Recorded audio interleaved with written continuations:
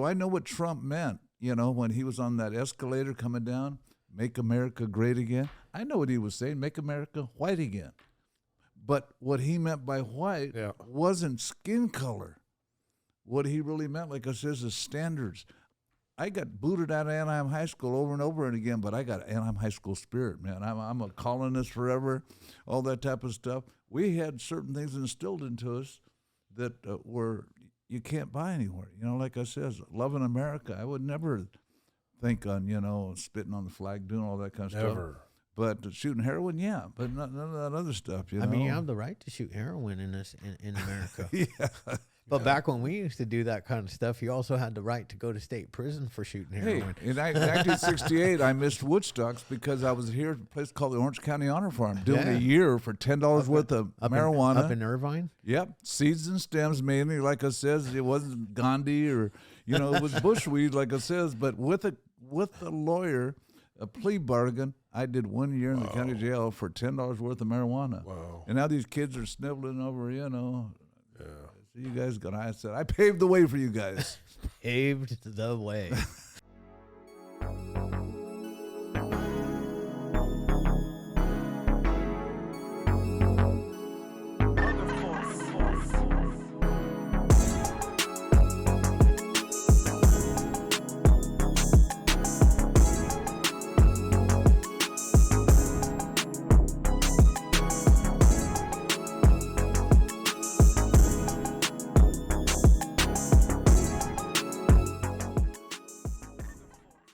But I had a little stutter from the Red Bull.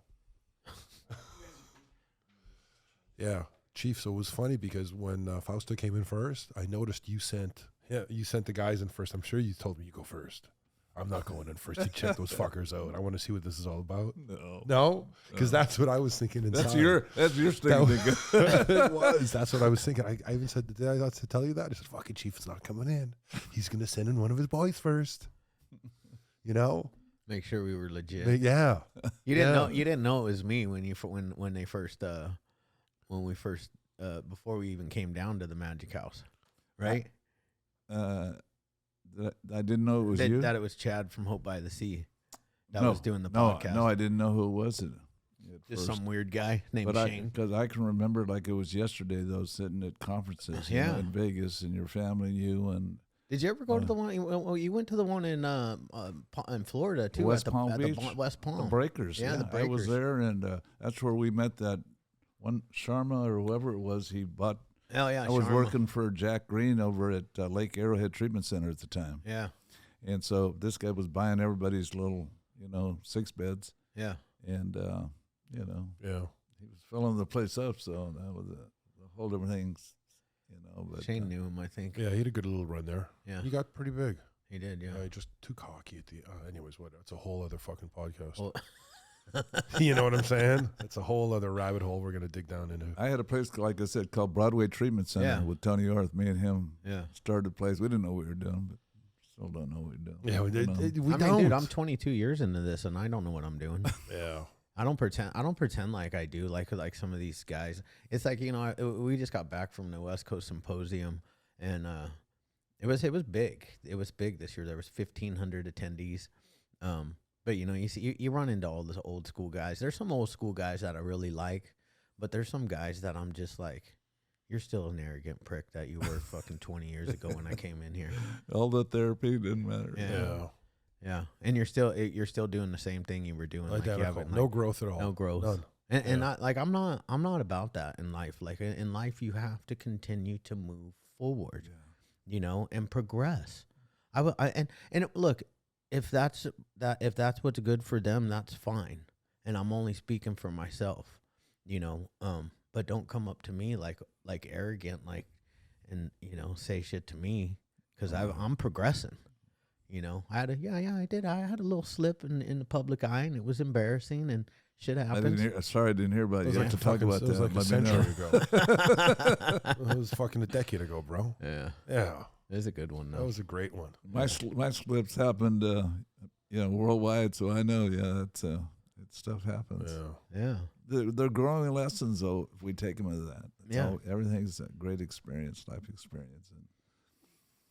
And that's how drug addict world is it's a whole different thing when I was a kid. So so with the Magic House, I like what you guys do on on that Sunday night meeting, because you made recovery fun again. Yeah. For people. I was telling Shane, I showed him some video I had I don't know, it was because your guys' appearance there, but I mean, we couldn't. Because our guys' no, yeah. We just couldn't. I had to move it down the street. I got a little boxing gym. We got a little place, so we call it the Magic Warehouse now. And I mean, by the hundreds, we're packing them in every Sunday night.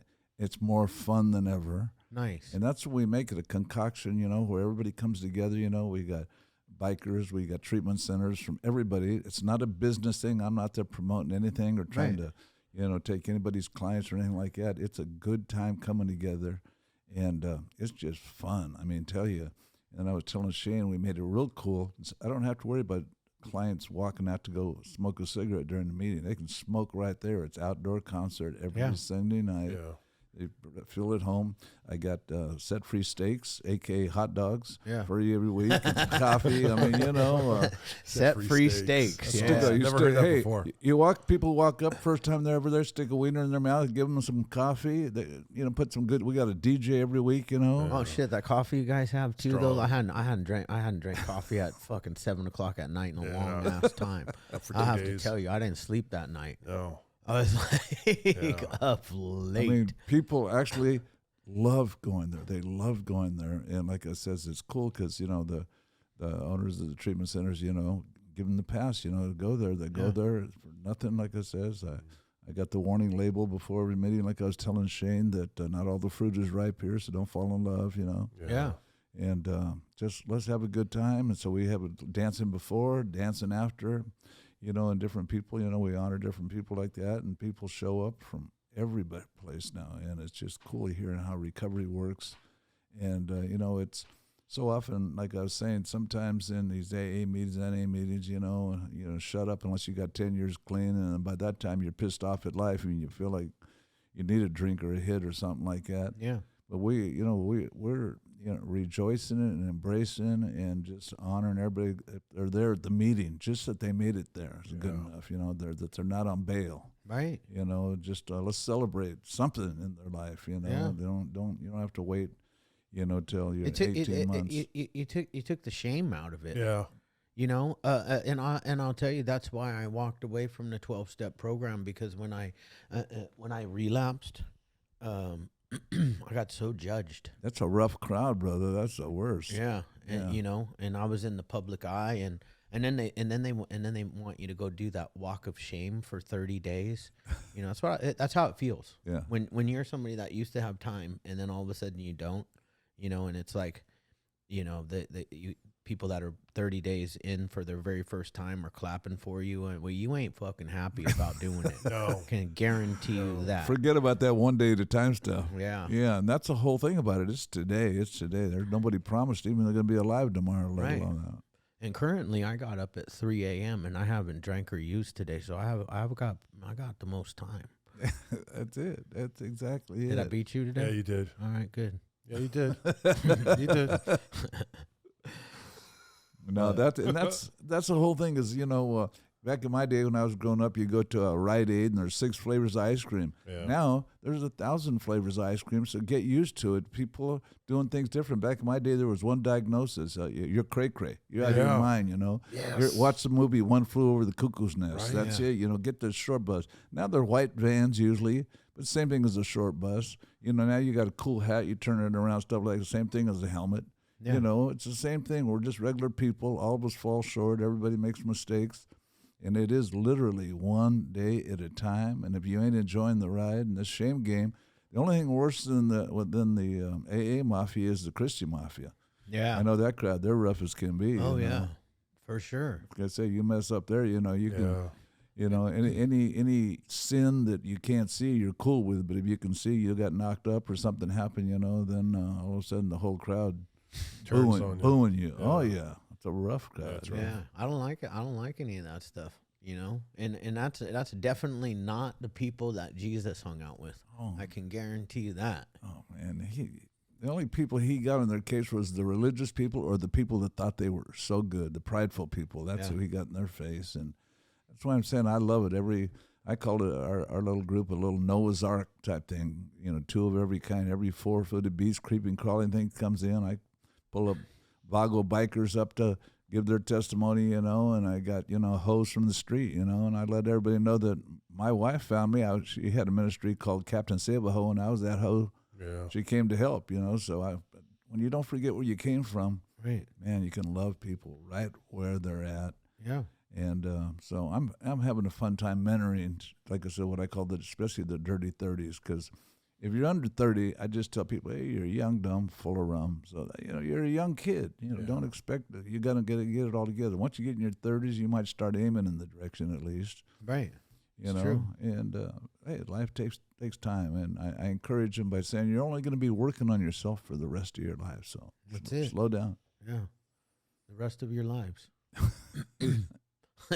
We start to know that when we get older. Oh, brother, you better believe. I came into this whole this whole just recovery thing, not just the industry of treatment.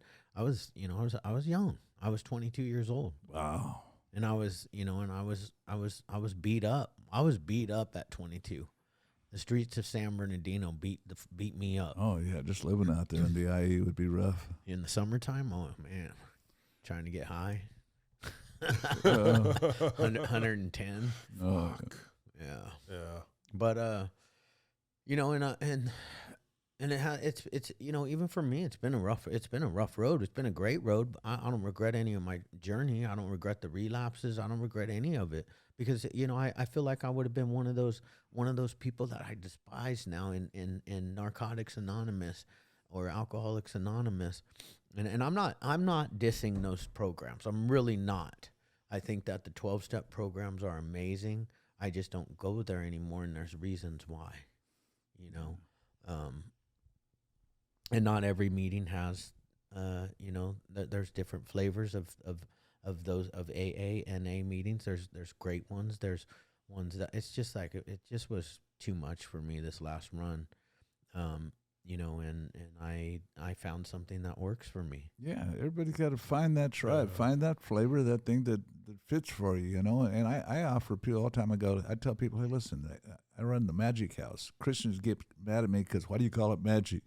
Oh boy! I say, well, Jesus is a magic. All right, there's always going to be people, but I don't even make time anymore to spend time arguing with anybody. Hey, you don't agree with what I do, I'm fine with it. I've not agreed with myself many times, so don't trip out. You right? You pissed off at me? I've been pissed off myself. Yeah, I was actually pissed off at myself Sunday night because I decided to jump into a basketball because one of my guys got kicked out. I had four guys left on the court, and I thought I would strap it up for the last 4 minutes, and I walked out with an injury. Now I'm out of the gym for at least fucking 3 weeks. What were you thinking? I'm 49 years old trying to play with these 20-year-olds. Yeah, it takes us a while to figure that out. Oh, yeah. And we always this got is one. like the 4th time, though, that I said I quit. Yeah. I'm done. Yeah. He just can't, Well, you know what they call that in this world? Yeah, insanity. We have to ban him. We have to ban him from the gym. Not the gym, not the basketball gym, court. Basketball courts. You're not allowed. We play for, it's not that far. It's in Garden Grove right there. It's the MAP Center. Oh, I took my grandkids playing league over there. Yeah, great spot. We play in the men's league. I mean, it's a nice big warehouse full of nice courts. I take my son and some of his friends and a couple of my employees. We put together a men's league and not a league, a team, and we play in a men's league. Yeah. That's fun. We won. I just wanted to win one champion or just play one season with my son. We ended up playing like 3, and we won a championship. Now we're in our 4th season, and I was just coaching this year because I didn't want to get hurt anymore. Oh, yeah. You get to vicariously enjoy the game through them. Yeah. Or vicariously get injured through them. Yeah, he chooses to get injured, Chief. That's what he likes to do. I'm good, too, because I was full stride at the gym, though, just really having a great time. I was injury-free. I bet you were looking good. Pride always looks good before the fall. Yeah, there you go. There you go. Right? Yeah. You know, I've got degrees. When you come in the Magic House, you probably didn't see them stuff, but I have degrees over there showing that I was a black belt in Shotokan and Kempo, and I was one of the top fighters in the nation. But people go, "You never talk about that." I go, "Because I can barely get my leg up anymore." Yeah, right. I don't talk about those things that I can't do anymore. You know? Right. That was good back then, way back then, you know. I guess I'm gonna have to stop talking about basketball because I ain't good anymore. It's just gotta give it up, man. Yeah. There's just something else. Something else is coming into your life. It's called a podcast. I mean, this thing's rolling hard. Yeah. This is the way, you know, people are listening. I know myself, like I said, I got a podcast on wherever I'm traveling, listening, stuff like that. And now we just started putting our things, you know, whatever you call it, you know, where they're live streamed now, our Sunday nights now, because it's gotten so big, so many people and so many interesting stories and stuff like that. And it's time for the world to not just hear about these stories in the private rooms, you know, anonymous rooms, but let the whole world know that, hey, you know, your boss, your partner at work, you know, that straight-looking girl or cat probably using. Yeah. You know, it's everywhere and with everybody, and how are we going to help anybody if everybody keeps it on the low, you know, and pretends like it's only a certain type of group. If you're a skater, that you must have used drugs, you know, that type of thing. I was a skater. Were you? No. I was always skating. No. Yeah. You know, the other type of skating. Too many rocks in Winnipeg. Too many pebbles on the ground. Too many cracks in the wall, in the cement. You're too big anyway. Yeah, you're too big. I fall hard. Yeah. Yeah, so I mean, we're about that. We're about the recover out loud movement. Yeah. There's no more. I mean, you want to be anonymous, that's fine. But we're starting tonight is our first online Zoom meeting, with the Hopeaholics, 6 p.m. tonight. So we're recovering out loud. That's actually what we named the meeting. Recover out loud. Yeah. Man, how brilliant. Yeah. You know, exactly. Tell exactly how it is. You know? I mean, it's probably going to be streamed live on YouTube. So, you know, people are, and I'm going to let them know beforehand that this is streamed live on YouTube. If you want to participate, you can, but the world is going to know. And, you know, it's time. You know, this podcast started because I lost my son-in-law to fentanyl. And, you know, currently, and you see it as much as I do, 300 people are dying every single day. It's, you know, this is like an airplane going down every single day. Yeah. And if that was happening, if an airplane was crashing every day, the government would step in 2 seconds. And the fact of the matter is this is your future politicians. This is your future leaders, teachers, you know, firemen. It's killing 16 to 28-year-olds who probably don't even have a problem like I did. Yeah. Yeah. No, it's up to us. Like we're the leaders of the brigade. We got the tools. We got the understanding. We know what a little bit of what we're talking about to be able to help people, and we got to keep the fire going, because out of sight, out of mind. If we don't talk about it, nobody's going to do it. Nobody's going to bring it up, and they're going to think it's some strange thing that's happening. That's why Mike Fury and Sober Fausto and Miggs Whiskey, all these youngsters that I'm working with, man, hey, they're faster talking than I am. They're faster moving than I am, and they're all over the place now, sharing what I call the good news. The good news is, hey, you know what? There's an alternative to it, man. There's another way to get high. Here's another way to have fun, you know. But you got to show it to them. People, you know, monkey see, monkey do, you know. All they basically see is a bunch of pissed off. Oftentimes they only see a bunch of pissed off people that are, you know, I got another day clean, you know, but they look miserable. Who wants to trade nothing for nothing, you know? I mean, what's the prize here, you know? What do I get if I stay sober for a week? Well, the promise are what, you know? What happens if I fall? Because I found out, like I said, everybody falls. Yeah. You know, and that's why these alumni meetings that we have and all that stuff, that's check-on meetings too. That's keeping in the community, stay in the mix, you know, daily, because, you know, I believe I'm a Christian guy, so I believe I'm filled with the Holy Spirit, but I leak. Every day I leak. I need a refill every single day, every morning. I pull a GTA. I'm grateful, thankful, and appreciative. But if I get out of that habit, you know, I'll get unthankful, ungrateful, unappreciative, pissed off, and, you know, want to do something to kill the pain. So I think it's a great world we're in where we can mix it up. And my thing is when I go to a AA or NA meeting, they say, hey, don't talk about Jesus. And then when I go to a church meeting, they say, don't talk about AA or NA. I say, hey, you guys are all wrong. Both sides got good stuff. Yeah. I'm making another concoction here. You know, I call a little bit of AA, it's a little bit of NA, and a lot of Jesus. I put them all together. Yeah. And it's not for everybody, but hey, the crew that comes, man, I'm telling you, they're tasting it, they're drinking the Kool-Aid and loving it, having a good time, it's keeping them off the streets, keeping them people clean. are dancing. Yeah. You know, the Instagram is blowing up. I watch it all the time. We see it. Yeah. So we love it. Yeah. Yeah. Yeah, and we're doing this together. And like I said, I was telling Shane earlier that, like I said, I've been having this guy, Rich the Barber, this guy, man. We're going to get him on.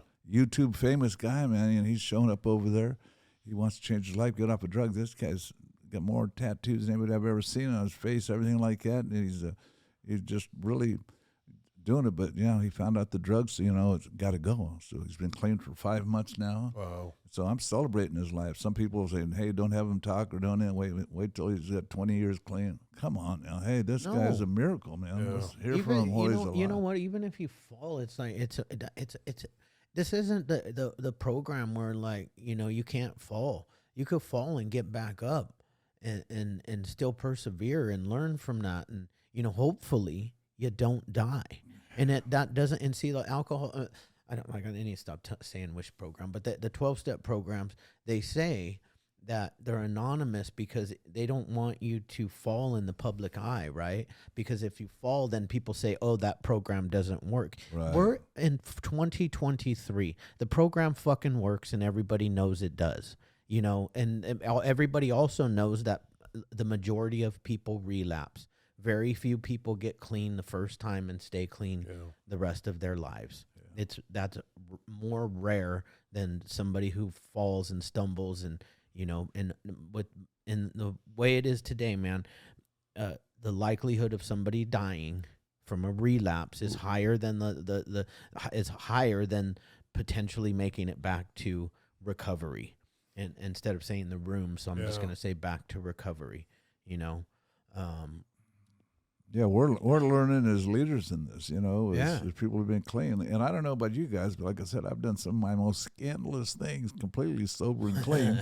I didn't take any booze or drugs to do some of my shit.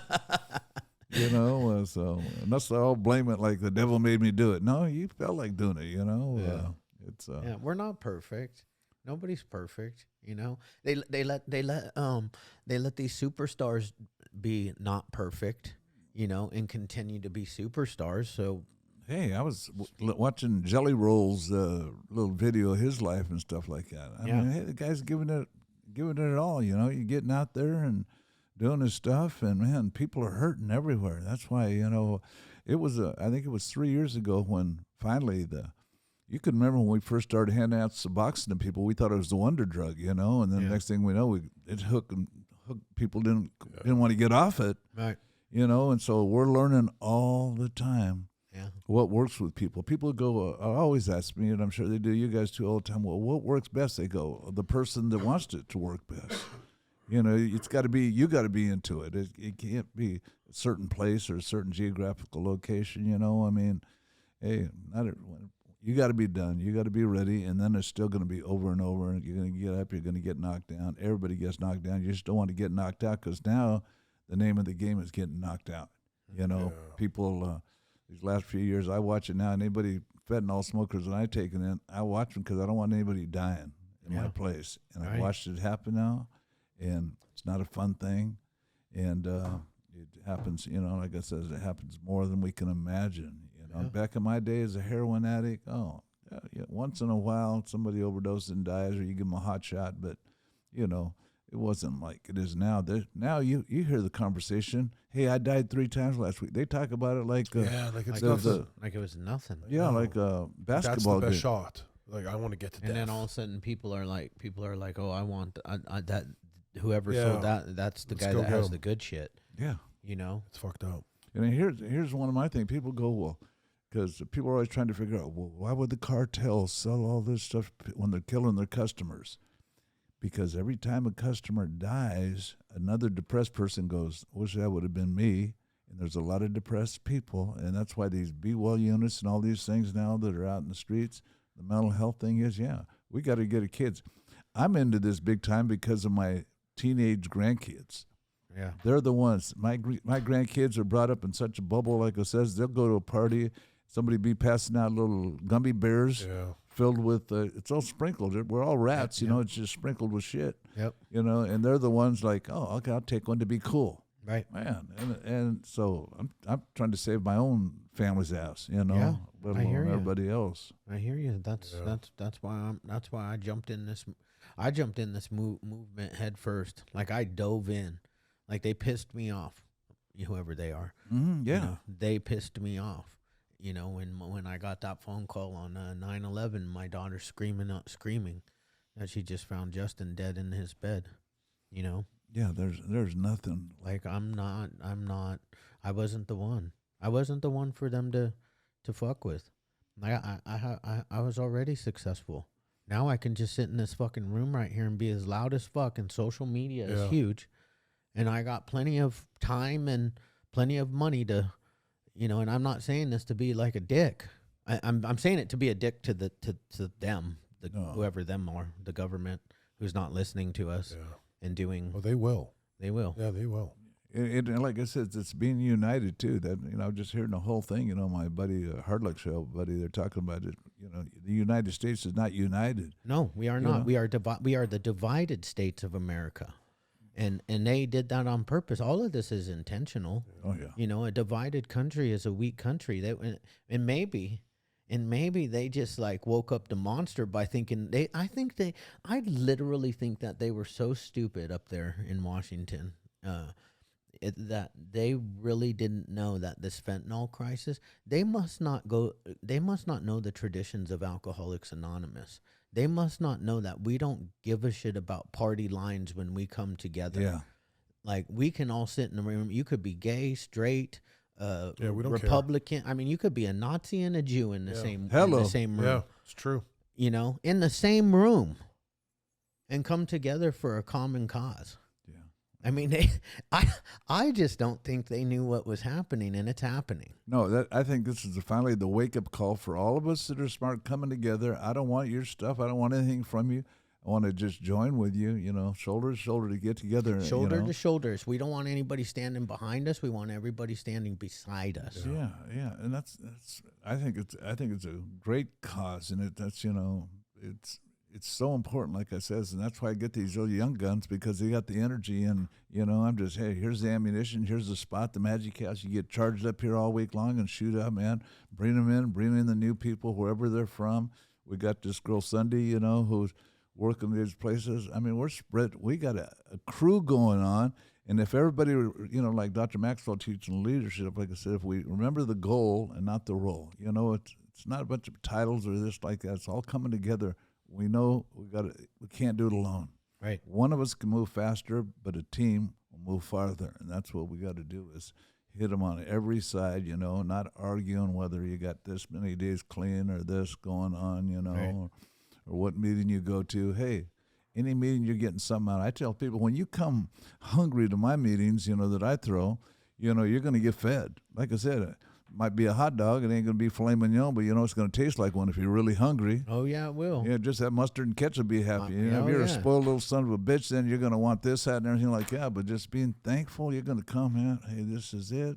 The DJ's just right. Because you know how it is when you're feeling good, everything's good. Yeah, it don't matter. Yeah. It don't matter. And you're who's the girl that welcomed us? The black-haired one, long black hair. Yeah, long black hair. She's so sweet. Nice. I think that was Sunday. Yeah, that was Sunday. Oh, that's Sunday. Yeah, she's like Sunday. a Hawaiian. Hawaiian. That was Sunday. She's a shiznit, you know, and she's part of that thing, and she does all the psychobabble, man. When I got her, I called her the man-eater because she just took down every man that was around, bent him over, no Vaseline. I mean, these guys, she totally changed her life. Like, she was a crazy drug addict, going to do whatever she's doing. And now she's going for her master's degree in psychology and all that stuff, and she's part of the team, you know, doing it together. It takes all of us, you know, that thing. Like, since the last time you guys were there, like I said, we had to move into a warehouse, and the whole outdoor, you know, it's cracking in there because people, we're all rebels. Give us something good to fight against, and it's good. That's why I call it a GTA in the morning. I got to have some kind of stuff like that. That's why I tell people I get high on Jesus. I got to have something that sounds scandalous because it wasn't just the drugs that I like the whole lifestyle. Yeah. You know? Yeah. And so that's what took me, but that's what took me down. It wasn't the, and I got taken down like 2010. Facebook was out, and I was like in the public eye, and I had done like a whole bunch of those episodes of the intervention show, and my friends from my old life, and I disappeared for 9 years. Disappeared. They started seeing me on TV. They went to Facebook. They found me, and my road dog found me. What happened when he found you? I called him up, and I was like, "What are you doing?" And he's like an old love, an old love from the past. You know, it was exactly that. Yeah. I knew exactly what he was Susie doing. Q, I knew where he was remember going. You. Yeah. He was like, "Oh yeah, I'm going into this bitch's house right now. I'm about to sell her some shit and blah blah blah." And I was like, I'm about to go home, be a dad, feed my kids, pay some bills. Oh. Fuck, man, my life. Fuck my life. You're already painting that picture, yeah. The reservation's being made. Yeah, the reservation is being made. And then I hung up, and I was like, "Nah, I'm not doing that. There's no way I'm getting high and ruining my life." Maybe one time. 2 weeks later, I've convinced myself that I could get high one time. I know that time. You know what I did? I called up that same guy, of course. And I said, I want to get high. I think I know that guy. Yeah, Chad. I said, can you get me a 1/4 ounce of meth? I just want to get high once. That's that time I took crack once for 6 months. Yeah. Yeah. 5 years later, 19 charges, Get out of here. I never heard of it. But. Still trying to run Hope by the Sea. Yeah. Thank God for my parents. Oh. You know, it's funny you said that, bro, because when we were talking, I said the exact same fucking thing.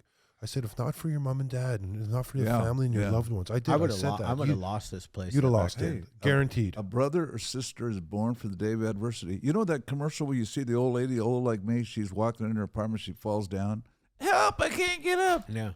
People go, oh, poor lady. I go, bitch, move somebody in your house. Yeah. Move somebody in. Don't live alone. Yeah. You're old. We're old. We fall down.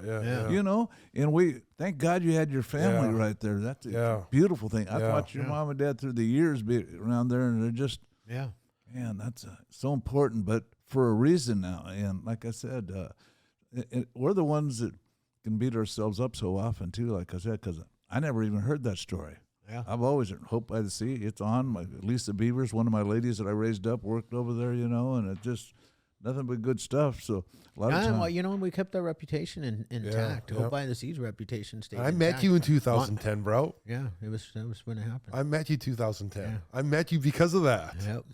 Hey, I'm just putting this together now. All things work together.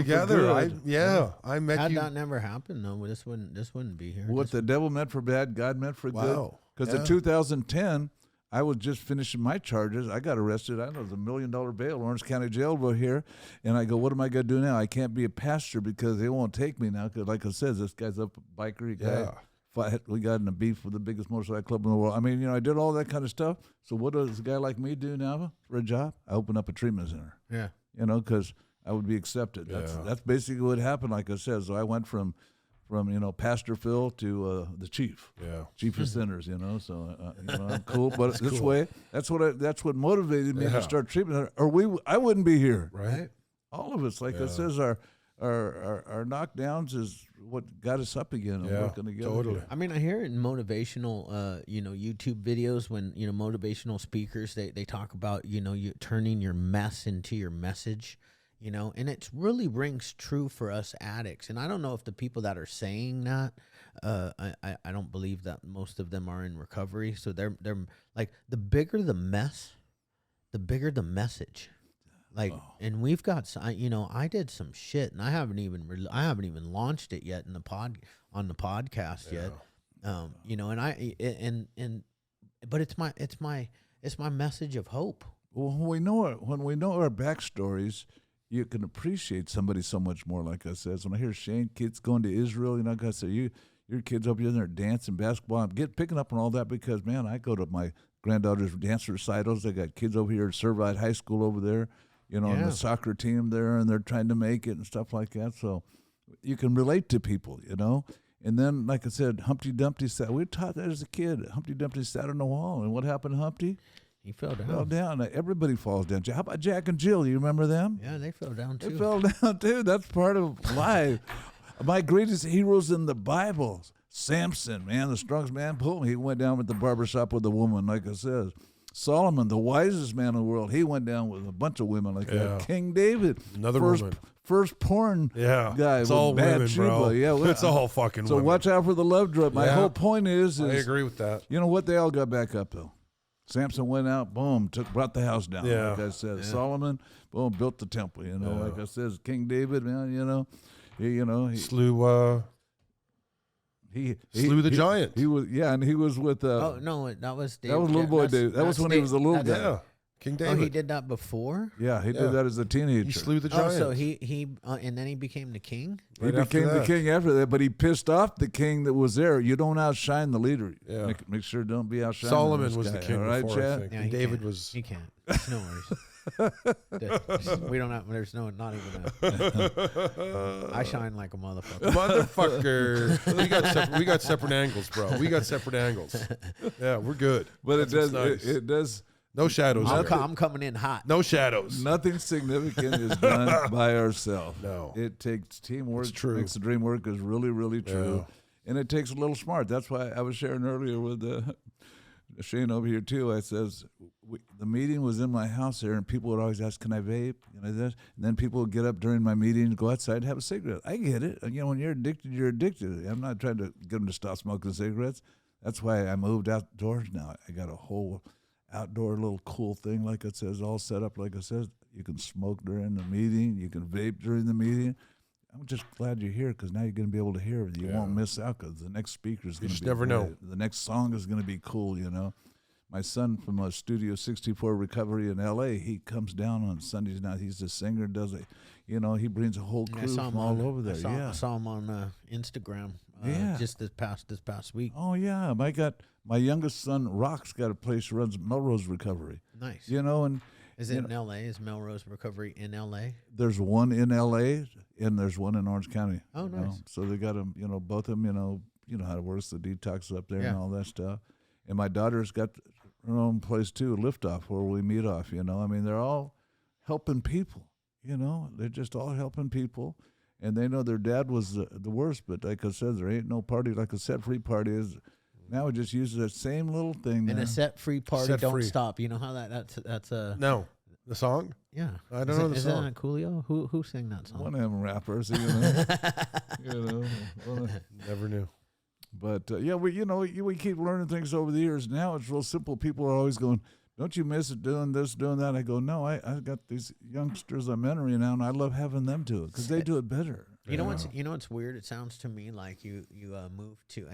I'm really into reading, and I got to reel that back a little bit. I'm really into audiobooks now. I don't like to read. I like to listen to books. What's the last audiobook? The last one I did. I can't. It was an old book. I'll come up with it. But the one I'm re-listening from good to great. And it's a book about, leadership and leadership styles. And it sounds to me like you moved from a level 4 leader or whatever to a level 5 leader where you lead from here and you teach and you train other people to lead, and then they train other people to lead. And it makes your life, that's how you make a great organization. It doesn't even have to be like a company, but like great organization or a great government. Mm-hmm. Currently, I don't think we have a great government going on because whoever we put in or whoever's pulling the strings, they're not training other people to lead with them. Yeah, and that's what level 4 leaders, they come in, they can make a company great. But as soon as you remove them, the organization falls. And that's you're creating an organization that when you're gone, it'll still be sustainable. I don't know who told you this stuff because that's exactly what I watch God doing. Like I says, the words getting mentioned. Hey, everybody goes, but it looks like I'm closer to the final inning on there. So let's work on that. That's what it's all about. Like I says, you need the team, and you need to invest everything you got into people like that. You recruit recruiters. You got leaders out there, like I says, and then they check in, they stay in the mix, and all the guys that I work with and all the ladies that I work with, and they stay daily. We're in touch with each other. You breed loyalty. Yeah. It's beautiful, and that's the way we help people. That's why I say, like I said, they learn how to greet, how to sweep. I got the school of Miyagi.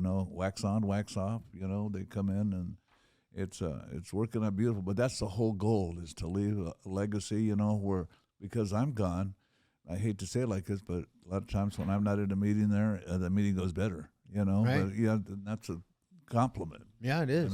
So it really is. And somebody in like the level 4 leadership level, a lot of times level 4 leaders can't become level 5 leaders because they have a narcissistic trait that won't allow them to. Oh, I've been there before. Let me tell you, the ringmaster, and like I says, I learned my lesson at 60 years old is when I got my last wake-up call. Yeah. 15 years ago, 60 years old, here I was going down the road, and my first thing was an excuse like people like to give. They go, what happened? I go, I was at the wrong place, the wrong time. I knew I was going to the damn wrong place. I knew it was the wrong time. I had every whistle, bell.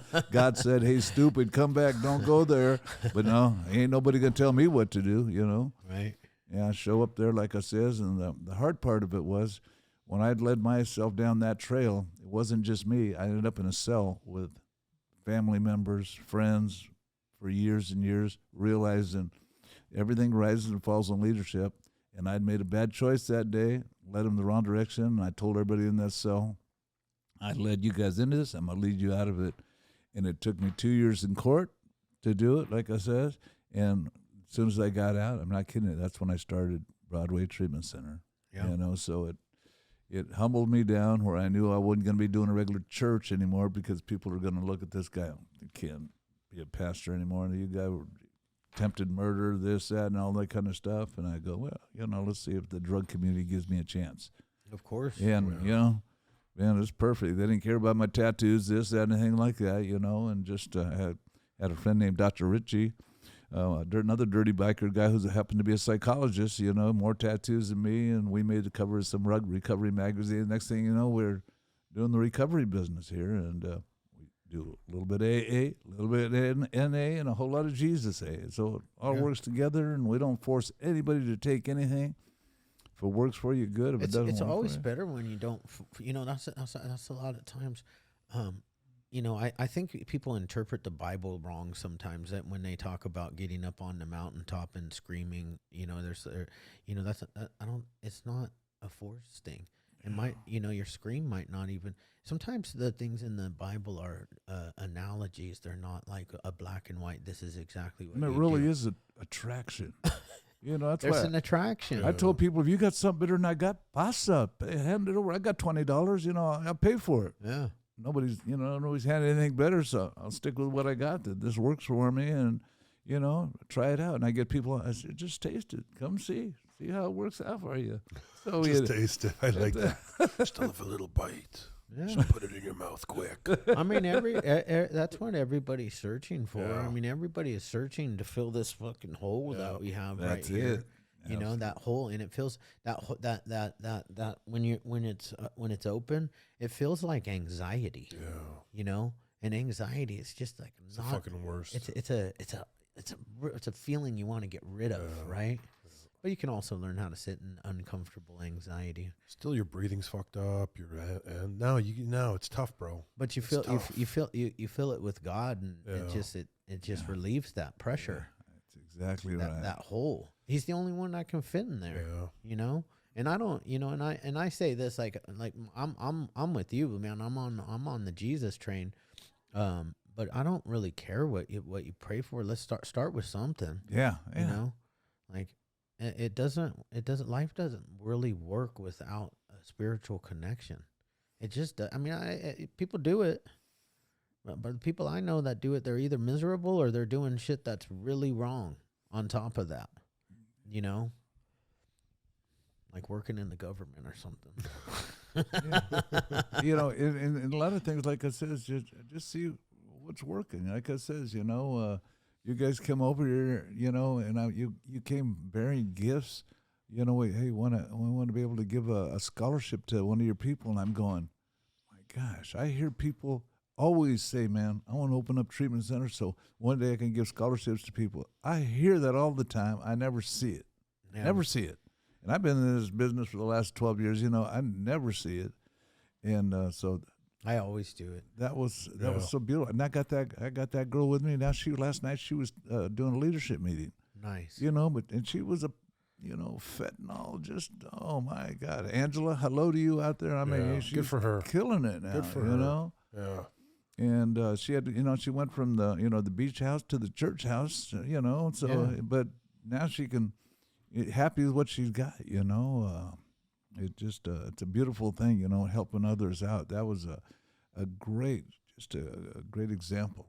A lot of people can talk, but that's a whole other thing because it's, money, the bottom dollar is money with people so often, and getting greedy and thinking that's going to fill that hole. And like I heard Rockefeller, they asked Rockefeller, the billionaire, how much more money you need? Rockefeller, he says, $1 more than I got. It doesn't matter. It's never enough. Right. But the satisfaction, how it is when you see your grandkids, your kids' face, your grandkids' face, or a friend, somebody doing well. Man, that's something Amazon can't deliver. Right. They really can't. Yeah. And that's what I feel like that's what allows me to keep doing what I'm doing and doing it for so long, because it's always been that way. I always have put a scholarship in. Just even back when I only had 6 beds, somebody in that house was a scholarship. Beautiful. And I feel like if you give that good service, your bills are always paid. You know, and to be honest with you, there's a little extra. Come on now. There's a lot extra. Yeah. I don't like to brag about it, because then other people might figure it out that that's what they're supposed to be doing. Give back. God gives you money because you do good things with your money. There's more to come. We're really on this fuck fentanyl, recover out loud movement. I had no idea. Like I said, I'm just seeing who are the ones who are doing the talking and the ones who are doing the walking and getting together and uniting for a common cause, like I says, because, once again, my old rebel roots, are coming up, like I says, and so I like gang banging on something that's wrong, that's, that's against it. I used to, like I said, my heroes used to be the baddest asses around. Now my heroes are those who are the kindest people around. That's what I'm all about, like I says. I don't need any. I used to wake up and have guys surround me, and you need me to take care of anybody, Chief? Yeah, no, I don't need anybody killed today. We're fine, all right. That didn't work out too well in my life. But like I said, I learned it at the ripe old age of 60. But I learned it. I learned it. But we can all, and I said this yesterday on a podcast, but people don't know the violence that it took to become this gentle. That's so good, yeah. And now that we're this gentle, because you can go back to what's the guy I love, the Peterson, Jordan Peterson. Yeah. He also talks about that. You have to have the capacity for violence, but you need to control that capacity. That's a real man. Yeah. Well, it's virtuous. Yeah, it's virtuous is what he says. Virtuous. You can't just be good. If you're just good, then you're weak. Yeah, these are all. I'm literally quoting him word for word. If you're just good, you're weak. And I believe I was left here because I should have died. And I believe I was left here to protect those weak people, because I'm not weak. And I'm willing to stand up and put my whole entire life on the line so that another family doesn't have to go through what, my family is going through, what our good friend's family is going through. Justin's parents they lost their only son. Yeah. Yeah. Nobody would know it. Nobody knows what it's like to happen to yourself. Yeah. Yeah. I can guarantee you, if that was my son, my blood son, that motherfucker that sold him fentanyl would not be on this planet anymore. Yeah. That's a fact. Like They've got it. People need to stop selling it, to be honest with you. Well, this Andrea that Mike Fury that teamed up with. Yeah. This woman, her daughter, like I said, she took a died. pill. Yeah, just took a pill. This was one pill. And it's just incredible because this woman now has taken her power. She knows she needed. She's a mother. She's got a cause. So Mike knows how to speak to people about it. So she got him on a team. Then they showed up at our place a couple of weeks ago to our fentanyl awareness event we had. There's a race car, draft car, one of those Indy type cars. Yeah. And it's a fentanyl thing. I saw it. I saw it. Yeah. But I mean, the whole team's coming together. Just like now that I didn't even realize, your whole heart on that, like I says, oh my God, God's building a super team. Yep. And it's getting ready. I have a mayor friend, Newport over here, we're going to be hooking up with. We're just doing it so we can spread our wings. Yeah. And then the fentanyl awareness month, I think, is coming up here, or the date where you celebrate it nationwide. Yeah. But it's getting strength, getting wings. It all happens so we can help. Yeah. And I mean, I have my goal is, I've got to build this big enough because I actually do have a couple very high powered political friends in it takes that too in Washington. Yeah. I could get a sit down meeting tomorrow. If we flew to Washington, I could get a sit down meeting, but I have to have enough people standing beside me to so that they know we're not joking anymore. Her daughter, where it happened, they're from Colorado, and they got legislation just passed, and the person that sold it to her daughter, there was 5 of them that got convicted, but got sentenced. So I mean, it's starting to happen. It's coming along, but just like you said, all of us, coming out of the woodwork, getting to know each other and working together and not caring who's in charge, right? But realize, man, hey, this is a team effort. But what a cool thing just to know that there's soldierettes out there feeling the same way. I'm super excited beyond words and description. I love. It's really cool because, like, there are, and we need to find out who else is doing this. I mean, currently, I know me, I know you. I know a few other people, and we have a few teammates as well that are starting to really crush it, and everybody's starting to crush it on social media, and that's where we need to be. Yeah. And then you have all the leaders following the leaders, and we come together just like they would do in, I don't know, maybe like in politics, I guess they all come together, right? And they have a meeting about it. You got to collaborate, mastermind. Like I'm hooked up with a guy named Dave Gibbons. He has a church, in Santana or Santa Ana, whatever you're from, like I said. Santana. But it's Santa Ana if you're white. Santana for all you fools. So he's over there. He's a Korean guy, but he's got a heart for the people, a heart for the message. Oh, yeah. So I needed a place to take all my hoodlums for church. And so we started bringing them a few at a time. Now, man, we're bringing 100 every Sunday over there, nice. Just coming. But this pastor, I call him my Kung Fu master. Yeah. Because I'm from old school where if you were Asian, you were a black belt. Yeah. Yeah. So, I bow to him every time I see him. But this guy, he's another one in the mix on this. Nice. Like I said, I'm telling you, and he's influential in his whole world. And so, hey, if you're Asian, you're a Kung Fu master. See, this is old school stuff, bro.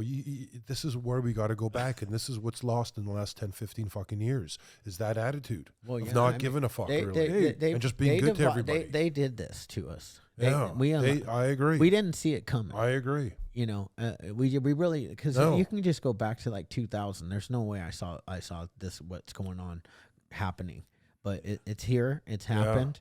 There's a great divide, and we are very weak, but it's going to take some very influential people on media to bring everybody back together, so people will stop listening to CNN, they'll stop listening to Fox News, and they'll come together. And if those guys don't want to get on board, they'll fucking get shut down, because you can't just get on there and rant and rave about what the other side, and then you got these old people that are just like, the transgender stuff is just wrong, and then and it's like, that's the old, it's like, you just gotta fucking love everybody. I'm sorry, everybody hurts. Yeah.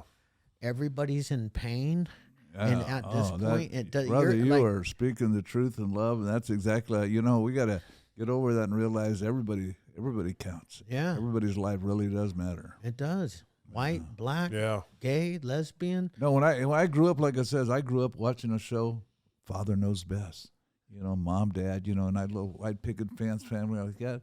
Now this generation growing up watching a TV show, Who's Your Daddy? Yeah. It's a whole nother world. I grew up loving Wonder Woman. Now they got to grow up wondering if it's a woman. Yeah.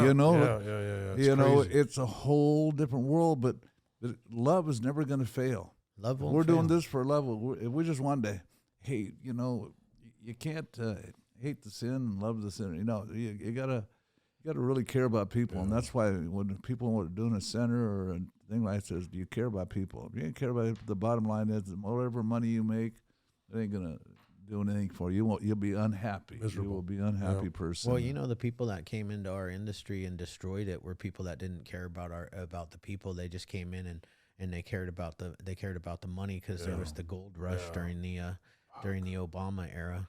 And they really did some serious damage to our industry. And like this movement of fuck fentanyl and recover out loud is also a rebuilding of the reputation of treatment in general. It's like, like we have to be able to, people need to be able to find us to get help.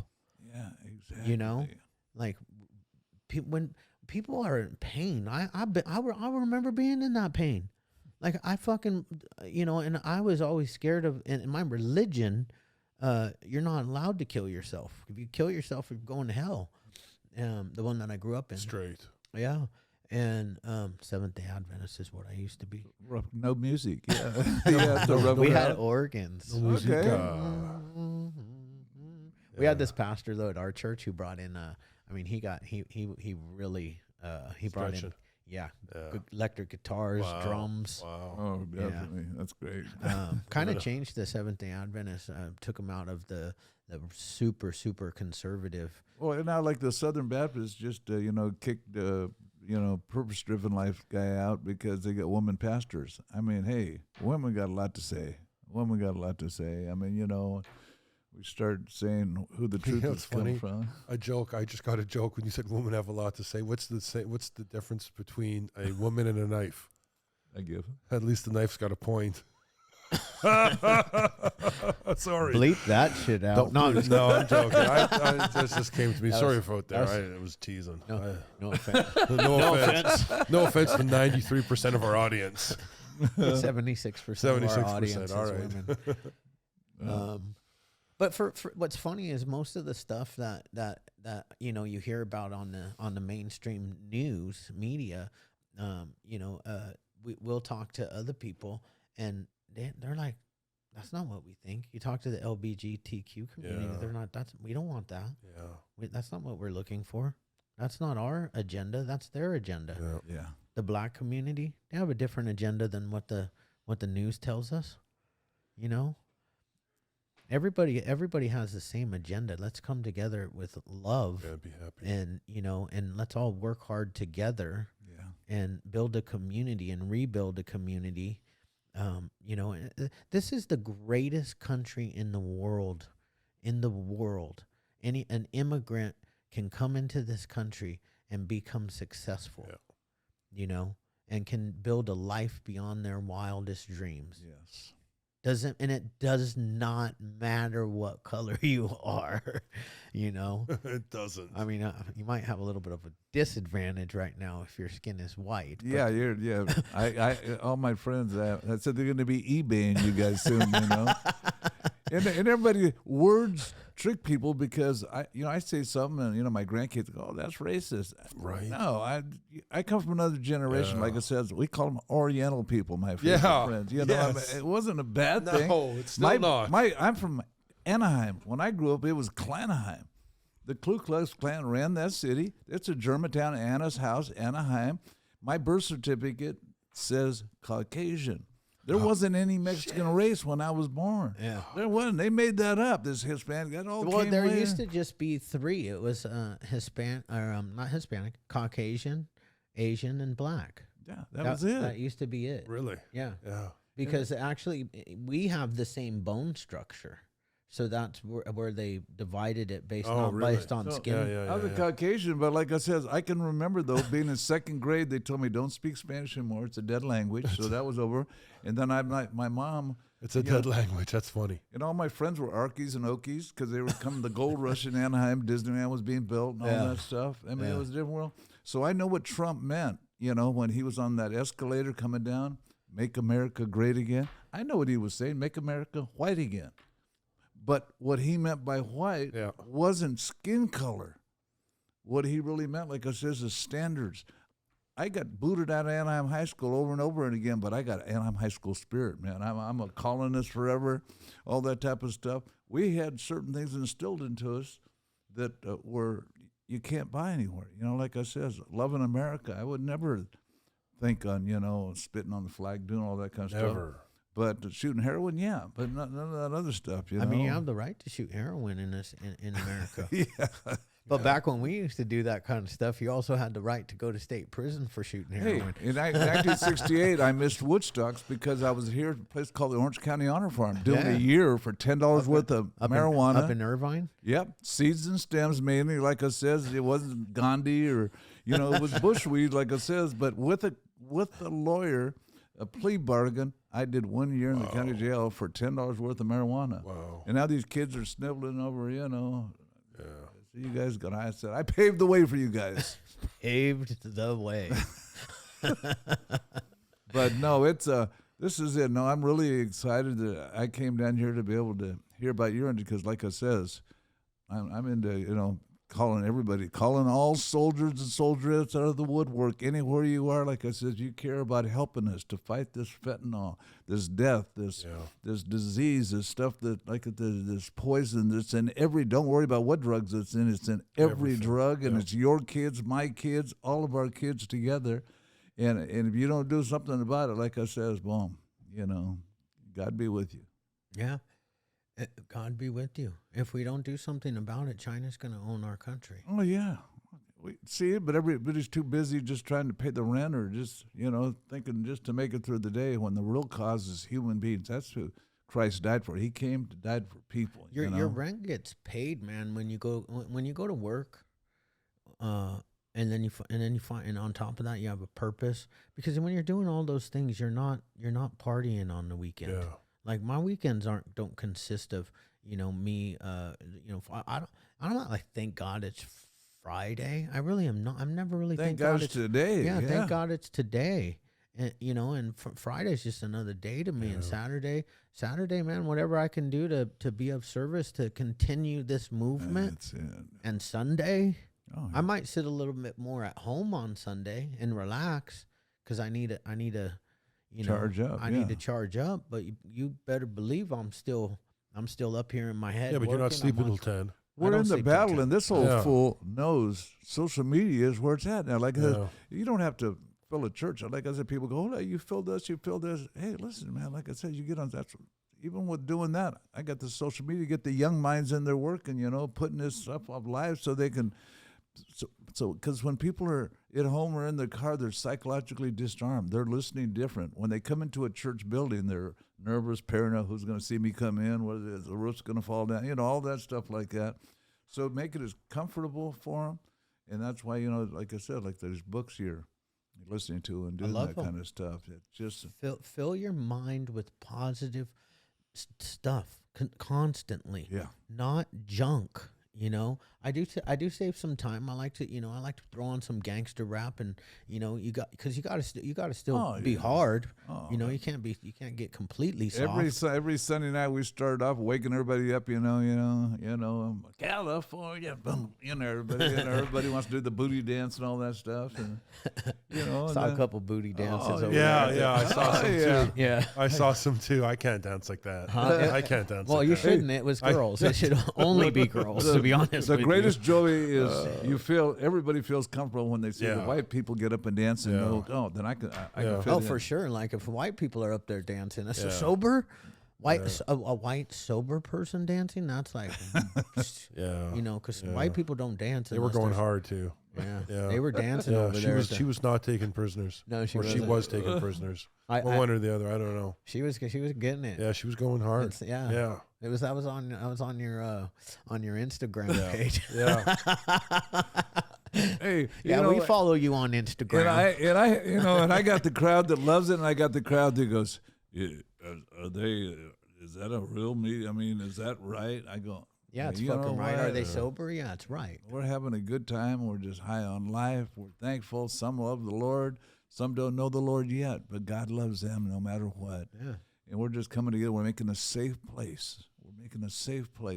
And everybody who knows it comes to the corner wherever I'm eating at, like I says, you act a fool, you're not going to around here. This is a safe place. We don't judge anybody. Well, they were this last week. Hey, this is a brand new day. We give everybody another chance, just like God gives us another chance. And, man, like I says, I love it because we got all these different treatment centers, and usually they're all paranoid. Somebody's going to take this person from my place. I go, man, hey, not after your people, but to encourage people to be wherever they're at, to be the best that they can be right there. Right. And because it doesn't matter. I mean, honest to God, I know like some treatment centers might be in it for literally like in it for the money, but it's like, if you treat your clients right, you love them. Some of them leave still because you set boundaries and they're not ready yet, and they might think that the grass is greener. That's always going to be over at Able to Change or some of these other treatment centers. They might think that. But, like, the grass is greener on the side that you water it. Yeah. The grass will be green right here. You can find, and I don't say the treatment center my last one that I got clean in, because I do sometimes, but for the most part, it was rough. It was, there wasn't licensed drug and alcohol counselors there, but they did have a good therapist that I found. And I stuck with that therapist for 3 years. Yeah. And you know what I did find there? I found God. There you go. God was there. Woo! Man. He was chilling. Struck a rich, as far as I'm concerned. Like I said. Yeah. That is actually my program today. I sit down, I do my prayers and meditation before I do anything else in my life. Yeah, I just ask God to be with me, and I have a whole prayer that I do. But the only part that's really important to me is that I just ask Him to give me, strength, wisdom, knowledge, courage. Unless God builds the house, those that build it labor in vain. It's gonna all crumble, when the tough times. We see what we're made out of when the tough times come, and we've all been through some tough times. We made it through. We made it this far. I agree. And I agree. Now the best is yet to come, though. The best is yet to come. I always like to say, what do you think about Jesus? Well, I'm not really going there right now. But what I was thinking about was we were kind of lost after that 2016, 2017. It was a crazy, great, it was kind of hedonistic. 16, 17, yeah. 16, it was hedonistic for both of us. Yeah. I had a huge fall, that. Yeah. Closed down, and both of us kind of fell. Yeah. You really got back into your religion. Yeah, and so did you. Yeah. That's what I'm saying. So we kind of met again. Yeah. We were both kind of weak. We were at our lowest, really. Before, yeah. In the last 20 years, that was our... I was my own God before that. Yeah, same with me. You know that. Before 2016. Yeah. So was I. I knew God. So was I. It's worse when you know God and then you become your own God. Right. Because that He just literally lets you crash and burn. Crash and burn hard. But He's right there. Right there. My last little handbook I put together the title is How to Build an Empire and How to Burn One Down. Yeah. And I'm much better at the latter. Fuck right. I give tips all day long, like I said, especially my Dirty 30 guys. I love you guys. Especially my Dirty 30 guys, I let them know, oh, man, everybody's looking at you now. Yeah, you're the shit and everything like that. I hope you love your wife. Yeah. Hey, I hope you can handle women coming up to you, right. because they're going to, oh, you're so great, and you're going to start believing it, and if you're one of those people like I was, the party don't start till Chief walks in, watch out, or go big or go home. All these great sayings that sound good, but pride goes before destructions. And we had one of our guys, Michael Ketterer, he's going to be singing at our next concert we're doing, but this guy was on America's Got Talent. Yeah. He's the one that made Simon Cowell cry. Yeah. Unreal. And usually I get people after, when they've hit the bottom and stuff like that. And sure, he went from, champ, boom, then got busted for felony domestic violence. Then he ends up over at the Magic House. And, man, a lot of people had no love for him. I go, you don't know when somebody's up that high, you hit the ground. Oh my! It hurts. It hurts. And he's a wonderful brother, but he made a mistake just like all of us. But it was, that alcohol, that. But there's a reason. We got to keep it filled. We got to keep this filled, or we're all going to go looking. Like when you share your story, everybody can relate to that story. That's what's so wonderful about it. Yeah, I saw that because I see it with guys, old girls all the time. Yeah, I saw Susie Q. I remember how cute she was in high school. I go, that was 40 years ago, buddy. But that little old heartbeat from back in those days, you probably had a puppy love once in your life. Oh, fuck, I was just thinking about her now. I know her name, I know what she looks like today, and it's not... Her name's Marin, just so you know. That's her name. Yeah, it is.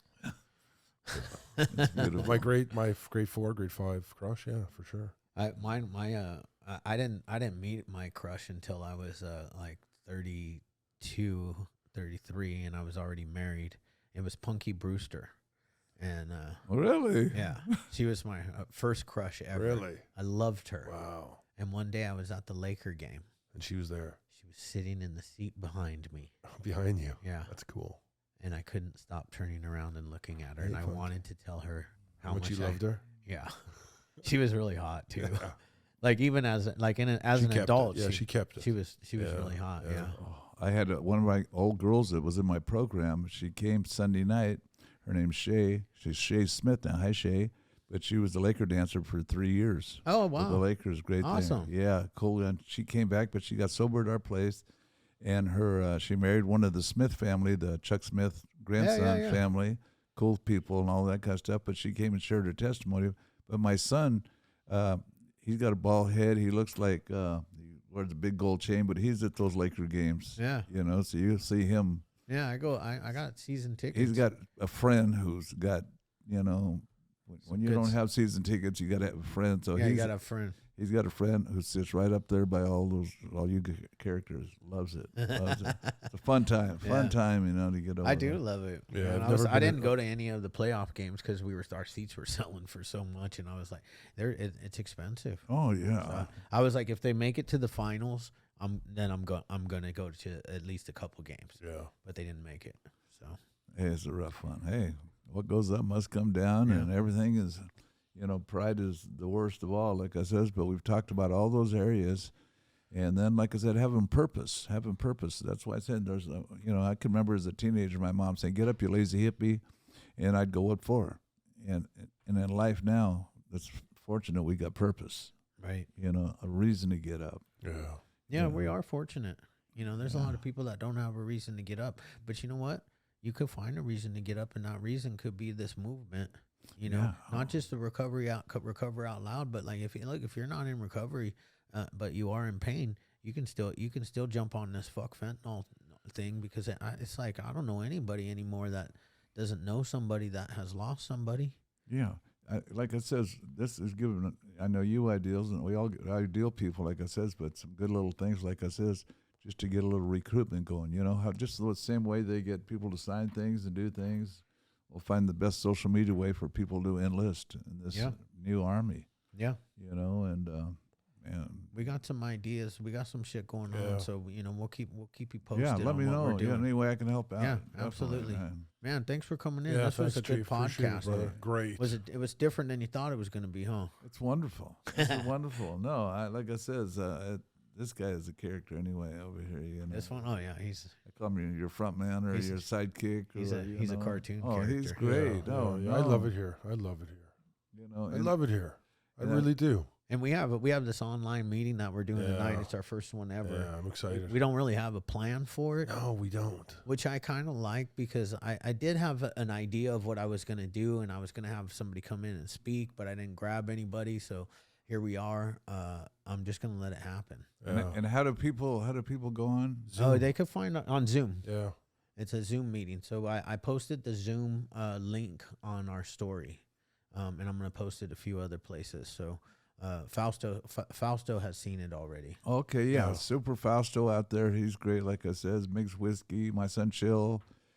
Sunday, all you people out there, like I says, they're my young technical people know how to do that. Yep. Show me how to get on it tonight, you guys. And tune in and nice. help me recruit, and we will just recruit, and I'll let you know when you guys can come over and do a live podcast at our next event, or whatever, just come and share, and like I said, let them know it's bigger than just us. Yeah. We'll just come. We could just, we could public speak, but we got to bring our headphones and plug them in so we hear our own voice. That's the only way we can do it. Otherwise, we get nervous. Yeah. That's not. You're fucking crazy or what? Hey, whatever it takes, right? Would we look like idiots if we just like walked over there and we had our headphones on and? Well, nowadays you don't know, right? It's good answer. He's diplomatic. A lot of short buses out there. A lot of short buses out there. It's crazy. We do better. I do better in the studio, but I'm getting better. I had to do a public speaking event at the to professionals at the West Coast Symposium, and I was a little nervous. So you're like being really serious. Yeah. Oh, okay. You're confessing the faith. He's confessing. Yeah, no, I'm not a great public. I'm a great public speaker. I get nervous as fuck before I speak, and if it goes too bad, I could really start sweating. That's why Shane is saying things like he's sending his guys his feelers to feel out, it was okay. Yeah. And that, and there was none of that. Like I said, I'm just older and slower, and I'll get to it. I'm on it. I'm on my way. That type of stuff. Well, this was a lot of fun, man. I appreciate you coming down. No, this, like I said, I've got to see a whole nother insight, onto what you guys are doing, and I love it. And that's why I said it takes a team, it takes people that trust each other. Yeah. Because everybody's so worried about somebody taking their shit. There's enough shit for everybody. We don't have anything for people to take. Yeah. We just want to give. Yeah. Yeah, we want to give it. Yeah, take it. We want people. We just want to give what we have, and it's just a message of hope. And let's come together as a community and change lives, man. And force the hand. Stop splitting us. Stop dividing us. Unity. Well, folks, hey, I'm easy to reach on. I publish my number 714-400-4573. And personally get back to every call, and they taught me how to do the Facebook thing and the Instagram thing, so I'm learning slowly on those things, and just keep sharing the love. Yeah, absolutely. Thank you, man. Thanks. God bless you. Thank you, guys. God bless you. Woo! Woo! All right, quick picture.